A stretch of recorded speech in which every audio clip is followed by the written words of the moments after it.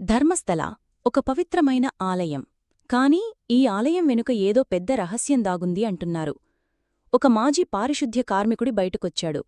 అతని మాటలు విని దేశం షాకయ్యింది. అతను చెబుతున్నదేమంటే 1995 నుంచి 2014 వరకు వందల మంది మహిళల మృతదేహాలను గుప్తంగా పాతిపెట్టారని. అతను కోర్టులో స్కెలటన్ మిగతాలు చూపించాడు. పోలీసుల ముందు ఫిర్యాదు చేశాడు. మహిళల సంఘాలు, మానవ హక్కుల సంఘాలు ప్రత్యేక దర్యాప్తు కోరుతున్నాయి. 2003లో మిస్సైన అమ్మాయి అనన్య భట్ కుటుంబం ఇప్పుడు న్యాయం కోరుతుంది.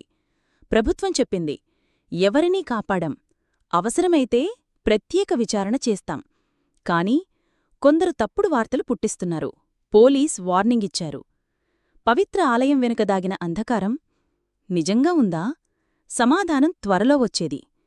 ఇలాంటి రహస్య నిజాలు తెలుసుకోవాలంటే మా ఛానల్ని సబ్స్క్రైబ్ చేయండి.